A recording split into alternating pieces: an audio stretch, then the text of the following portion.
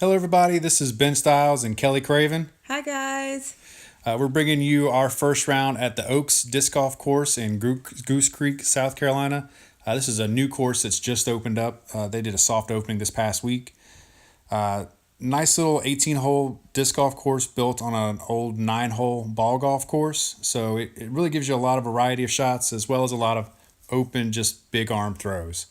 So we're starting off on hole 1, which is a 243-foot, slightly downhill, low ceiling forehand shot, which is the shot that Kelley's going to go with. Ideally, you're just going to throw it straight and let it finish over to the right on that hyzer angle. So Kelley's thrown this one. She's put it out in the open because it's a little bit out of her range. So she's put herself in a nice spot where she can attack the basket from there. Easy par. That's right. So I'm taking my felon and throwing it on the pushing that ceiling, just letting it finish over to the right. You see it just trickle up there by the basket. Should give me a nice, easy little putt. Kelley going with her fuse here for her approach, putting it right up there underneath the basket. Great shot. So me tapping in my birdie. Nice. That's a good way to start a round off. So that puts me 1 under, and Kelley's even through the first hole. So we're going to be moving on to hole 2, which is a 603-foot par 4.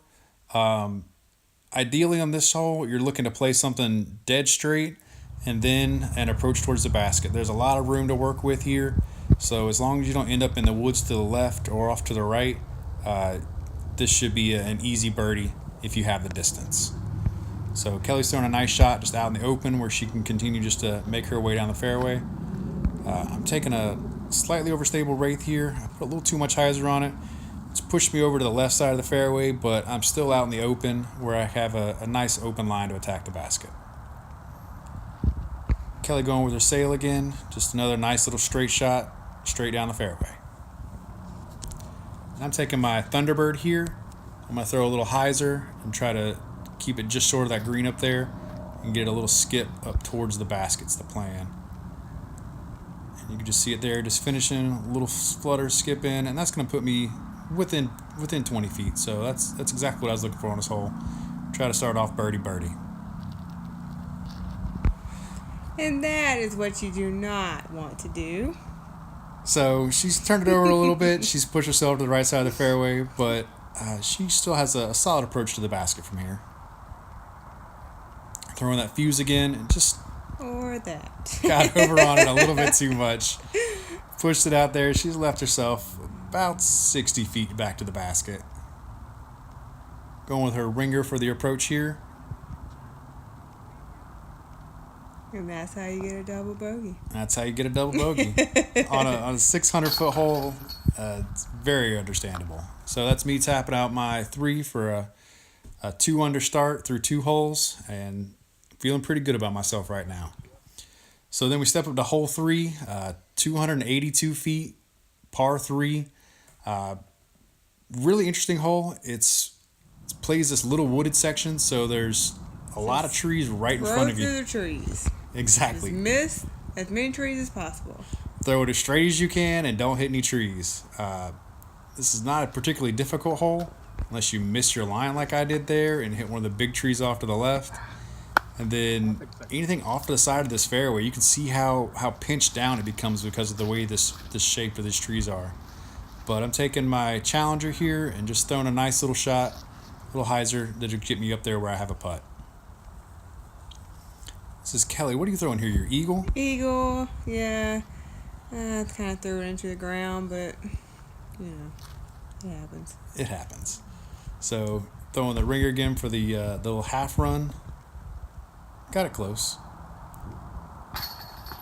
Me tapping in my par after a atrocious drive. All right, moving on to hole 4. Hole 4 is pretty much a straight shot. Finishes off slightly to the right. It's a par 4, 685 feet. This is one of the ones that would be considered maybe a signature hole on the course. The drive itself is wide open, so ideally what I'm going to do is take a backhand with a slightly understable driver, turn it over, let it flex down around the corner towards that big tree straight away. You can see it just finishing off over the left-hand side of the screen over there. which is going to give me a nice straight approach to the basket. So this is where Kelley's drive ended up, which when we played doubles around before, we ended up taking her drive, which was right there because I threw mine into the crap to the right over there, which is not where you want to be. So down here at the bottom of this hill, there is a little bit of a water hazard there, which Kelley just barely clears. Gosh, that was nerve-wracking. I did not want to lose a disc in that. No, it is swamp water down there basically right now. But this is my approach to the basket. The green is really guarded. There's a lot of rubbish there that still needs to be cleaned out. But this is just a soft opening, so there's a lot of work still to be done on the course. But I caught some of the low-hanging stuff there, which prevented me from punching in there, but I should have a look from there. Kelley just throwing her approach up there, left it a little longer than she intended, so she's got to go this backdoor route. And she throws a good little shot. That's going to get up there by the basket putter. A lot putter. better than I thought it was going to. Yeah. So I'm left with this little forehand Annie half run putter up shot. And then Kelley's going to be tapping in hers here. Hot damn, I made a putt. Good putt, baby. So mine was under the basket, so I'm taking another par on that hole. Still hold on to my 2 under. Moving on to hole 5. Hole 5 is a 350-foot par 3. It's a really cool hole, but there is water short and left of the basket. So apparently there's another tee pad that I was not aware about because we were playing the flags. So there is a tee pad up on the bricks to the back left of where we're standing that I just found out about today. But the ideal shot here is just a hyzer that's going to go straight, like I'm throwing this Thunderbird here, and get it to dig in there, and I catch a crazy skip here. I left it plenty short, and it skipped probably 100 feet into the water just past the basket. So Kelley throwing her approach shot here. Looks like I actually double took that. No, it was 2 approaches. That was a terrible first try. Oh, my bad. So that was my half bid from the OB long, and just had to tap in my bogey there. So moving on to hole 6, which is another par 3, 315 feet, and it looks exactly like it looks on here. So it's dead straight. The only obstacle in your way if you're throwing that backhand shot is there's a bush right up by the basket that can get you into some trouble. But as long as you don't get stuck in that bush, you should have a decent putt at the basket. So again, I'm going with Thunderbird on a hyzer here, and I get it a little bit too high in the air, and I cut it in front of that bush. Ideally, you want to cut it just past that bush, which will get you right up underneath the basket, but short of that will give you a putt as well. Kelley's going with an eagle for the approach here, and just got a little too high in the air, and that was not a fun shot. That guardian bush is right there, and it makes it a very tough shot, but good up. Thanks. So this will be my birdie putt from about 36 feet or so. Just off the top. Got a little flutter skip. Took it long, gave me a long comebacker at it. And I still didn't get it. So one of the shortest holes of the course, 315 feet. I take a bogey. So that always feels great to 3-putt on a short hole. Join the bogey team. So we're going to move right along on to hole 7. Par 3, 429 feet. This is a really long par 3. There's a lot of open space out here after you get through this initial gap. Pretty much what I do is you can throw a backhand hyzer out the right gap, which is what I'm about to take, or there is a straight shot you can take and throw a roller. The roller line is there, but it's a difficult shot. I tried it when we played doubles earlier. I did get it out there and got a good roll out of it, but I still couldn't get to where I could take a par or a birdie on this hole. So it's marked as a par 3, but scores closer to what a par 4 would score as, I believe. All this open space, and it's just like you feel like you're just throwing it 50 feet in front of you, but it really does. So I'm taking a challenger here, putting her on a little hyzer. Left it a little bit short left, but it's going to give me a putt. And Kelley throwing a nice little approach here, put it there by the basket. So this is my low ceiling putt for my par save. And just never gave it enough to get there. So tapping in a bogey. So that makes 3 bogeys in a row, I believe. Whoop whoop. really getting warmed up here now. So moving on to hole 8, which is another little shorty hole, 237 feet. I believe this is actually the shortest hole on the course. A nice shot that has a lot of different varieties of ways to attack the basket. There's a straight shot, there's a right-hand backhand hyzer that's a little bit guarded, and there's also a big lefty/righty forehand hyzer out around the left side of the tree. I like to go the straight route and challenge the tree to the left. I challenged it a little bit too much and caught a little piece of the tree there, but it knocked it down to where I'll have a putt. Kelley throwing a little forehand approach up under the basket, left it a little high and just kind of skipped up that hill there. Big putt. So this will be for a birdie to end my bogey streak. Nice putt. Finally off of that bogey streak. So this will be Kelley for her par putt back down the hill. Just not quite enough gas. Left a little long, but she makes that little comebacker. Nothing to worry about there. So next, we're moving on to hole 9.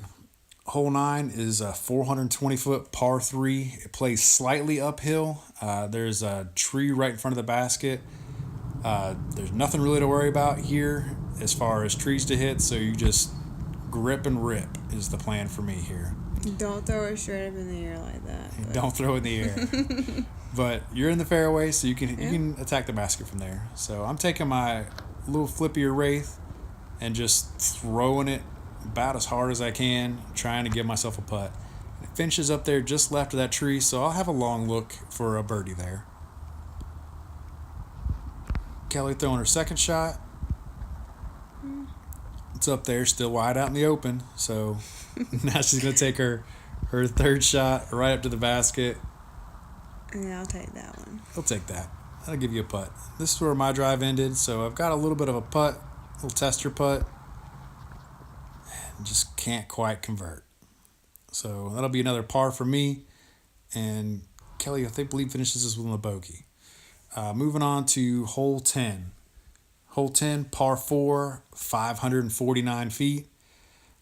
This one has a little bit of a tricky shot come off the tee, so it's kind of hard to tell from this camera angle, but there's a big bush to the left that you have to clear. There's also some branches on the right-hand side that you have to clear. It's not that hard to tell. Mine goes almost right in it. Yeah, there's a down tree there, and Kelley throws her disc just on the edge of that. So I'm taking that same Wraith I threw on the last hole, putting it out over top of that bush over to the left, and letting it turn around the branches and just push on up the fairway. Great shot. Gets me up in that opening up there. And then Kelley, what are you throwing here, Kelley? My sail. My sail. That's one of your favorite discs. My main disc. I don't know what I'd do if I ever lost that disc. That's a great shot. Right back out there in the open where you can attack the green from there. Excuse me. So Kelley's throwing her approach shot, and this will be where my drive ends me about 150, 200 out. Just throwing a nice little putter approach to the basket. First time we played this, I thought the basket was short of the tree. The basket's actually just long of the tree, so ideally you want to throw that little hyzer around the outside of the tree and let it finish up by the basket. Kelley's throwing a nice little approach shot there. That's me tapping in another birdie there. This will be Kelley coming back for her to finish the hole. I don't know. There we go. That's what it is. All right, so now we're moving on to hole 11. Hole 11, par 3, 333 feet. It's a really tight right-hand backhand hyzer. So with the way the hole is shaped, it looks like it's a straight shot, but with how far those limbs stick out there from the left-hand side, you really have to push this. It forces you to push it farther right than you want to, which makes it difficult for the disc to get back as far left as you need it to. For as open as this course tends to be, they did a really good job of restricting this. There you get to see both trial shots I threw here. I forgot to cut one of those out. But we're going to be playing my first shot back there. Threw two different kinds of Thunderbirds there, and neither one of them were able to get me to the basket. Well, it came back. So Kelley turned that one over just a little bit, but she's got a long run at it. That'll make it an easy putt there. So this is where I am after my first Thunderbird that straightened out on me. long little spin putt at it from about 40 feet, a little outside of my range. Anything outside about 15, I kind of struggle from there. But moving on, hole 12, we actually crossed over the road here. We had difficulty finding this the first time, but it's marked as a par 4, 405 feet.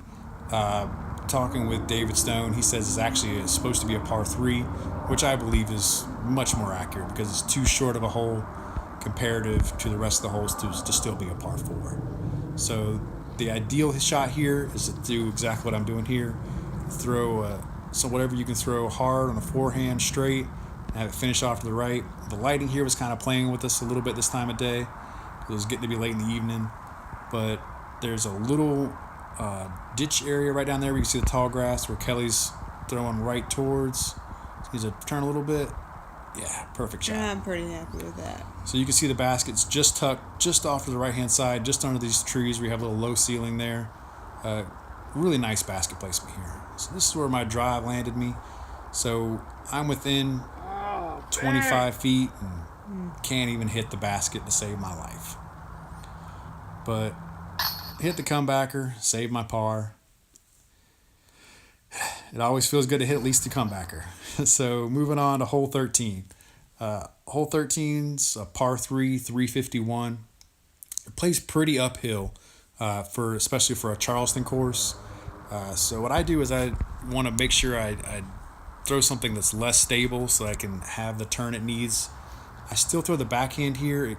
You could throw forehand on this hole and it would be good, but there are some trees off to the left-hand side of the fairway as you're attacking that throwing the backhand turnover kind of takes those out of the shot for you. So I've thrown my shot up there, turned it over a little bit, it faded back a little bit at the end. It's going to give me an inside the circle putt. Kelley throwing her approach shot. Nice shot.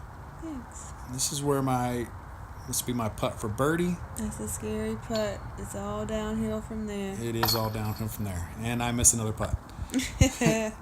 So, get out of there. Still in good spirits. Kelley's trying to keep me happy, even though I can't hit a putt.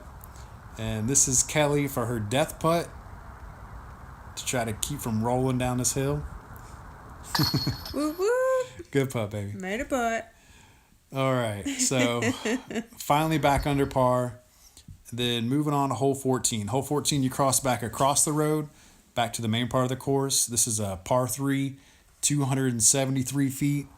The basket's tucked right in behind that tree that's straight in front of you. Can be a bit scary. There's water down there. We had a little camera issue. It stopped recording in the middle of that shot. Oh, I didn't miss anything, I promise. But my shot here is take a Thunderbird, throw the hyzer, and just let it fade up towards the basket. Kelley throwing her sail again. Putting a little shot up there. From where she was, it actually plays pretty uphill. If from the tee pad, it's pretty level, but if you go down in the ravine in the middle, you've got a lot of elevation change there to contend with. So making another birdie, I believe that puts me at 2 under there. So hole 15, a par 4, 639 feet, wide open. The only mistake you can make here is to turn it over to the right and end up in the crap that's over there because it is an absolute jungle in there. Oh, you mean like this? Exactly like that. You can see the reaction on her face. She saw that crap. But it came out. It came out. That was scary for a moment. So I'm just taking a wraith here, just throwing it straight, trying to get a little flex out of it. I didn't quite get it turned over as much as I wanted to, but I've made a lot of positive progress down the fairway. I should be able to attack the basket from there.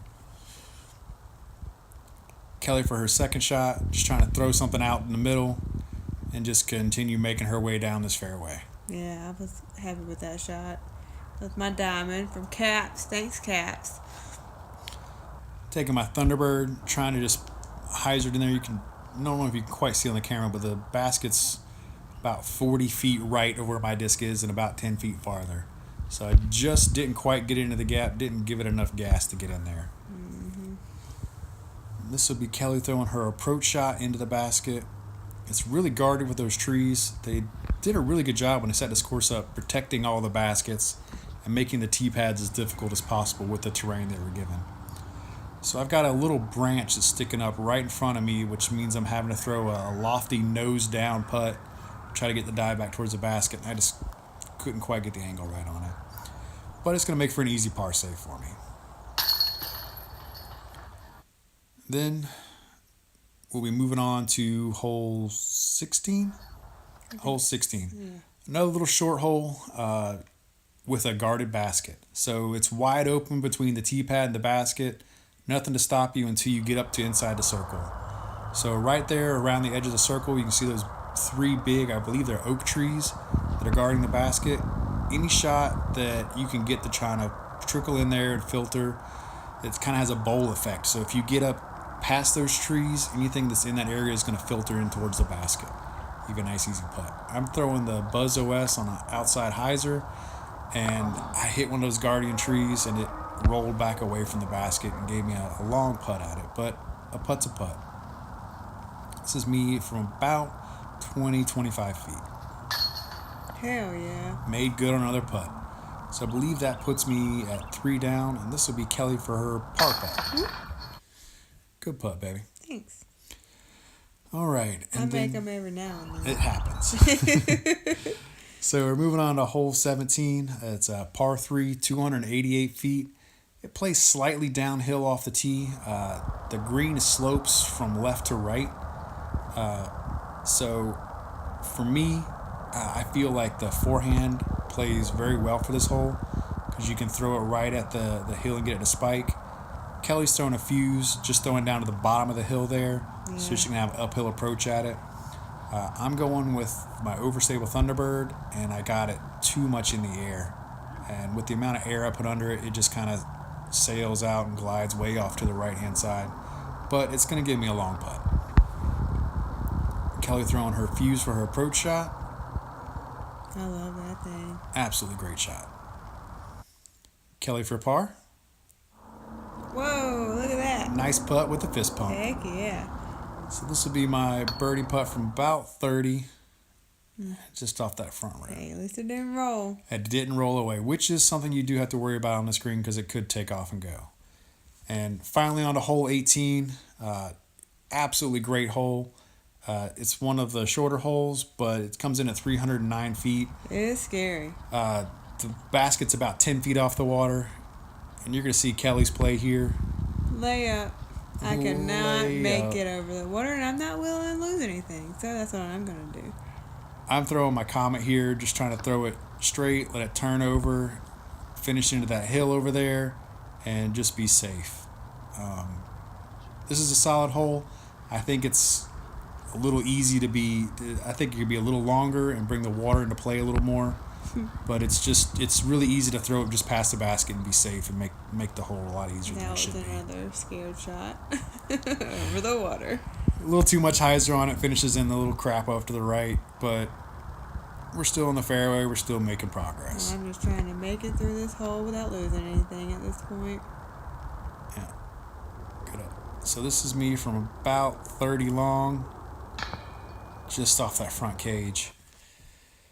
So I finish up at 3 under, and Kelley finishes up at 21 over. You didn't have to say that. I'm sorry, but it's there. It's there written for everybody. They all see it. That's exactly why you didn't have to say it. So I just want to say thanks everybody for watching this, and we will see y'all next time. Thanks, guys. See ya.